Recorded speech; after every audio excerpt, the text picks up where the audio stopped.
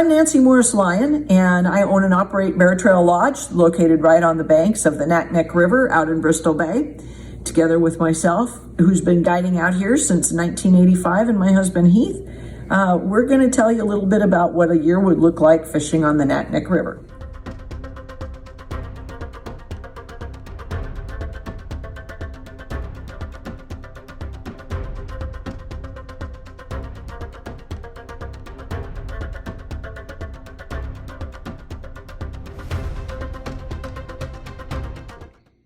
Hey, thanks for joining us today.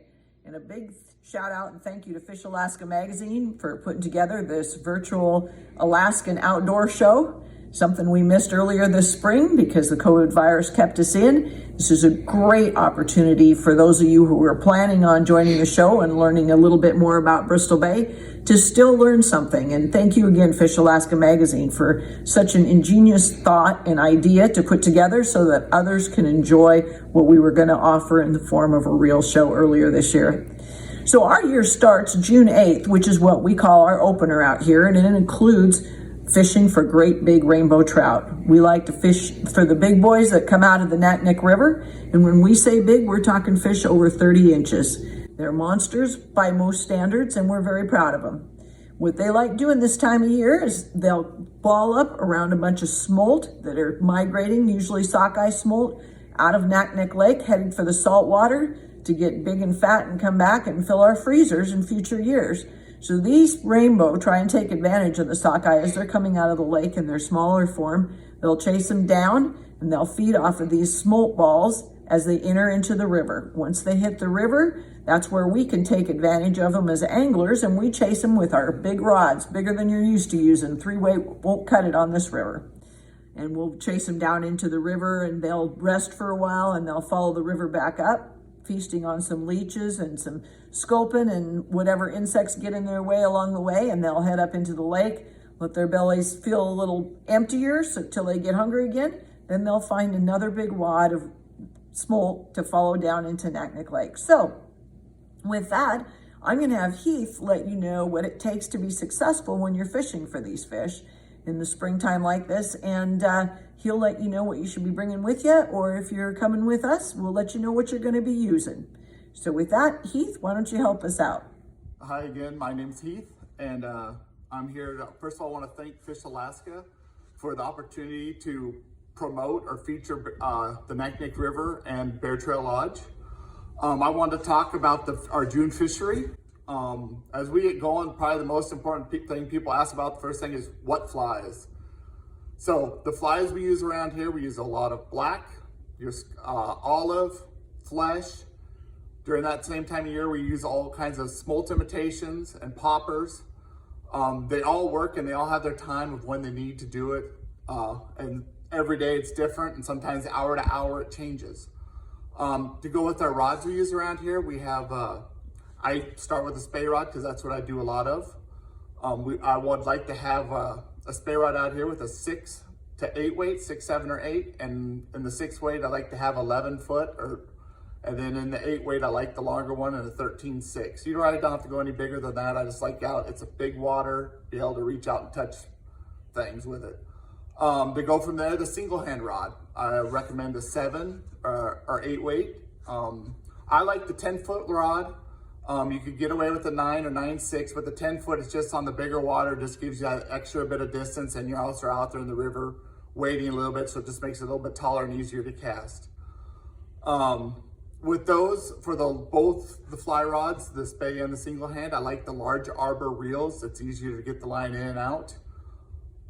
Easier, and I like to have a drag. Yes, you can use the click drags and we will catch fish. It's a little bit tougher on them, and it is fun to hear the clicking, but I really do like the drag. Easier on the fish and a lot less time to fight the fish. Off of those, I like to have a floating line on my single hand rods, and I like to have, I use Mo-tips. They're 10-foot sections. They're easy here to use. They have all different sizes, so you can get to all kinds of depths in the water you need to get to. They have anywhere from floating to as heavy as you want to go with T17, even bigger than that. So with that, I recommend doing that, and then you can get away with only having the one reel and a floating line, and then you're able to use those. Now, during that opening season, a lot of our stuff is in towards the top of the water, so a lot of times I am using just a straight floating line. A lot of times when they're busting smolt, you're fishing in a couple feet of water, probably no more than 4 feet of water that you're swinging into, and those fish are active. If they're gonna come get your fly, they're gonna come grab your fly. It's not like steelhead fishing where you have to put it in their zone. When they're hungry, they want to eat, they decide to eat, they're gonna come grab it. That being said, not everybody fly fishes out here, so we also do, if you happen to come out and decide you want to use spinning tackle, we use 8.5 foot rods with reels that are 2,500 to 4,000 to hold the amount of line you need for those. Real easy, lightweight, and with those, it's easier to throw spoons and plugs and jigs with them, so you can cover more water and farther and faster. So it's one of those things. If you don't do it, I enjoy the fly fishing myself, but we do it all. If we have whatever we got to do to get the job done. Thanks for that, Heath. That's a great introduction into what it takes to be successful on the Naknek for our spring rainbows. And remember, one of the things Heath said, you want those bigger rods out here because you use those lighter rods. Yes, you'll catch fish on them, but you will tire the fish, and we're very proud of the fish that we have out here. We also tend to be a little bit protective of them, and one of those things includes using the right equipment for the right fish. You tire them out too much, they've got a really hard time recovering from that. So remember that, make sure you bring your bigger gear with you. If you just come with us, we'll make sure you got the right gear in your hands. With that, we also want to remind everybody to take good care of them on catch and release. Keep your hands out of their gills. Try not dragging them around. Keep them in the water as much as possible. If they're out of the water, they're holding their breath, so make sure you get them back in the water as soon as possible. With that, let's move on to the next thing we look forward to out here. By this time, hopefully some of our small spring creeks are coming down and not so big and muddy, so we're doing a lot more fly out fishing. We're searching for some dollies and grayling and rainbow during those times as well, and we're waiting for the sockeye and king to arrive. All hail to the mighty king. Everybody knows about that one. Everybody loves that one. Out here, first place we head for kings is usually over to the Naknek River. First, our neighbors will first start catching them in their subsistence nets, which gives us a heads up that they're starting to come in. And boy, oh boy, does that make our mouths water just thinking about them. So we'll go over and we've got a camp that we fish over on the Naknek River. And usually around the last week in June, they start coming into the Naknek River as well. And at that point, all we have to do is just literally step out our front door to take advantage of those. And with them slowly on their heels, usually right around the end of June as well, but they're definitely after the kings start showing up, the sockeye will start trickling in. And as you may or may not know, we have the world's largest sockeye return here in Bristol Bay. So all of our rivers here in Bristol Bay just get plugged with sockeye salmon. And when I say plugged, I do mean plugged. And you'll see them lollygagging and flip-flopping along the edges of the rivers, and it's mighty fun to see. Now he's going to let you know how we go about catching these fish. Hey, welcome back. I'm Heath again, and we're talking about one of my favorite things, kings. I love kings. So we'll get started with the fly fishing end of it. Single hand rods. I like a 10 weight rod in the 9 to 10 foot length. In the spey rods, I like 8 to 10 weights, from 12.6 to 13.6. And the reason I like the spey rods, especially for kings, is a lot of times when we're fishing kings, you don't have a lot of backcast area. There's a lot of times you got trees right behind you and you have other spots. So it is nice to have the spey rod during this time. Also, for the reels on there, I'd like to have a large arbor reel, again with a drag, a good drag for these, and a lot of backing. Because when they decide to go, especially when you're on the bank, they will go and they will run and run and run. They don't always stop and come back. Sometimes you got to get in the boat and chase them, but if you don't have enough backing, it can be quite expensive. Just also over there, our noosh camp has an excellent swing run right there at the camp. So it's always nice to have that. It's a great spot to be able to do that and to learn and to swing a little bit for kings. You have a legit shot at catching a king there. For the Naknek and also Naknek, when we're not using the fly rod, we're using bait casters 8 6 foot or 8.5 foot to 10.5 foot rods, ranging in 8 to 17 pound test, medium to heavy rods that are 10 to 40. We also, off of for the spin rods, I recommend 8 6 8 to 17 with at least a 4,000 reel on it. So you got a lot of line, so just in case. With those rods on the neck and noosh, we do a lot of either trolling spinners down with the current with the river, or we do a lot of back trolling with plugs. Again, that's one of my favorite times of the year. You just never know how big when you get the yank or get the set, when you set the hook, how big that fish is going to be. It could be a little jack from 2 to 10 pounds, or it could be a monster 50+ pound king. So it's just one of those things. It's a lot of fun. You just never know. Now moving on, also we have during that time, towards the end of that king run, our sockeye start showing up, and through our king run they show up. I recommend an 8 or 9 weight, even possibly a 10 weight rod for those. Also with those, that's one of the few ones I like having a sink tip in instead of my floating line, like I've always told you the other ones, just because I like to be able to have that sink tip as my marker, because a lot of people, when they're out here fishing, overcast those fish, and it's easier to get them to line up with that 15-foot sink tip. Is where the end of that sink tip is which islet it goes into. It's also a lot of fun out here because the water is clear and you can see them when it's not too foggy, or when it's clear out, they can see you, so they're a little bit farther out, but it's a lot of fun watching them in that clear water. And again, the sockeye fight incredibly well, and they taste really good.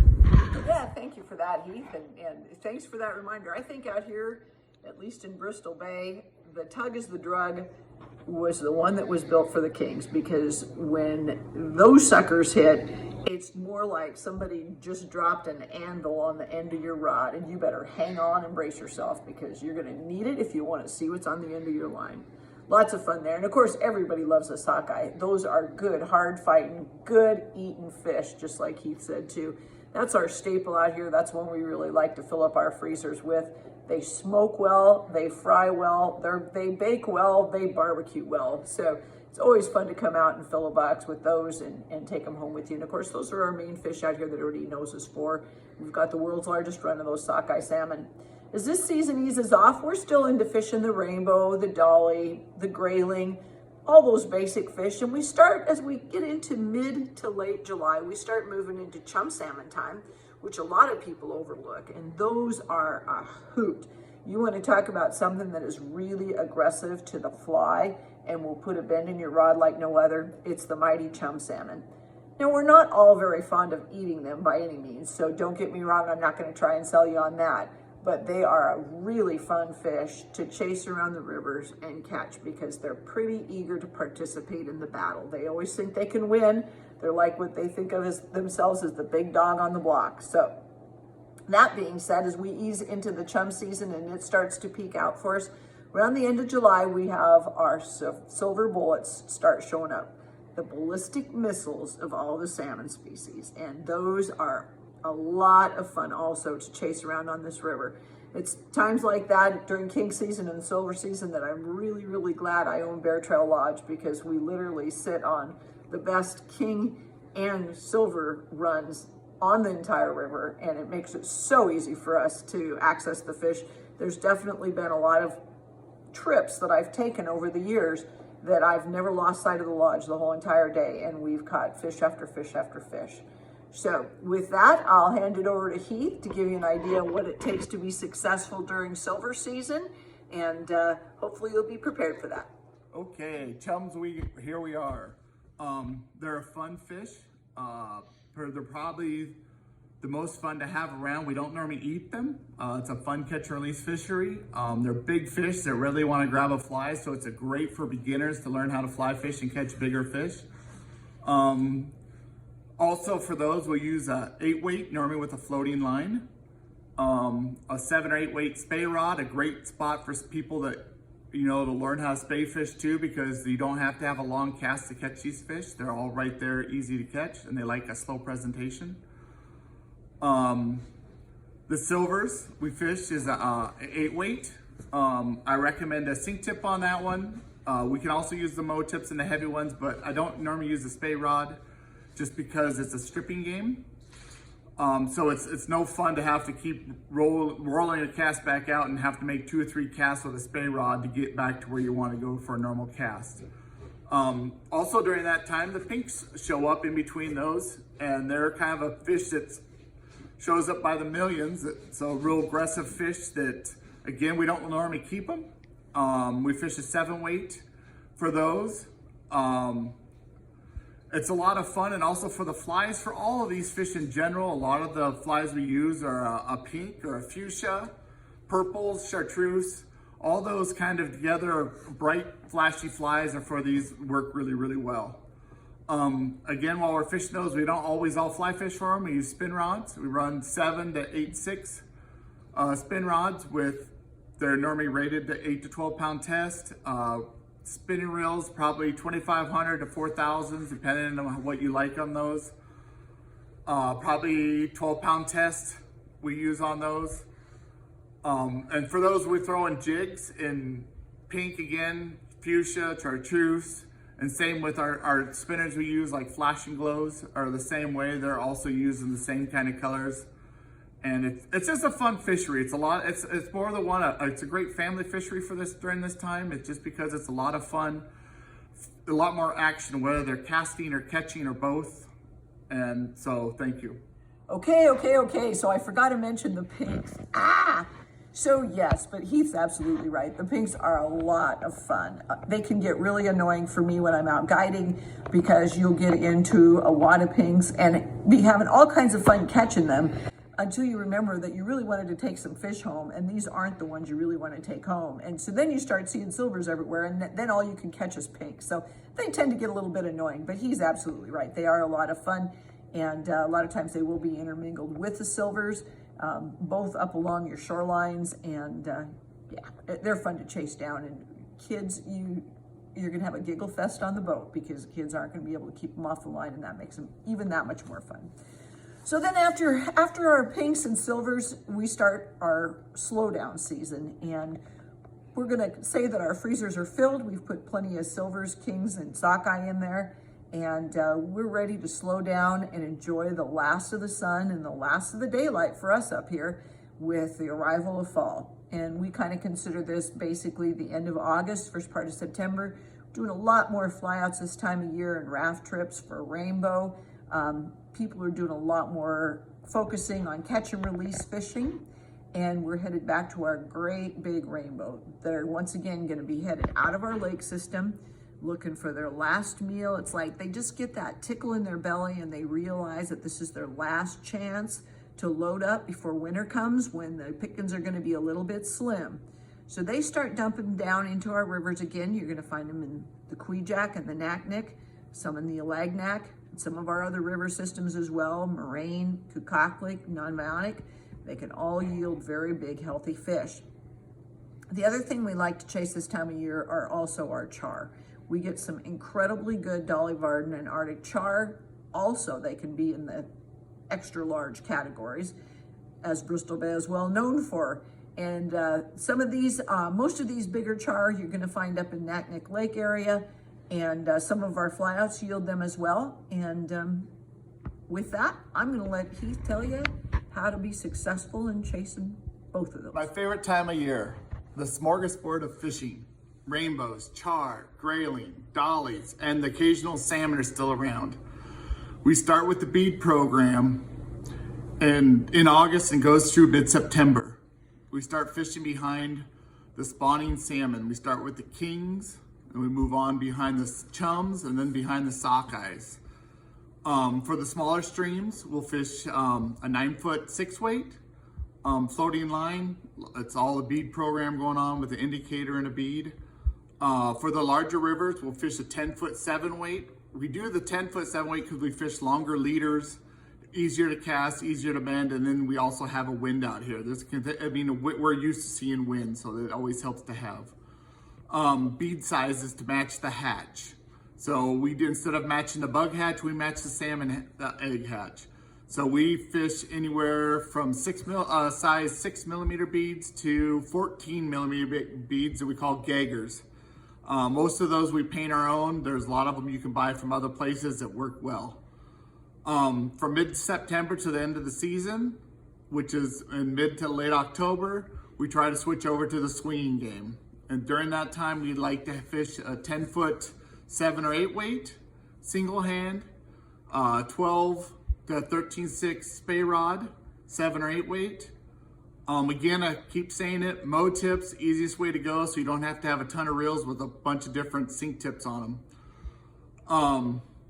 To go through a cast while we're out there fishing, a lot of the times with either the single hand rod or the spay rod, it doesn't matter. You're gonna do your cast, I won't say 90 degrees from you, just slightly downstream from where you're standing. And you're gonna wanna mend it at least 3 times, not all at once, as you wanna slow that presentation down.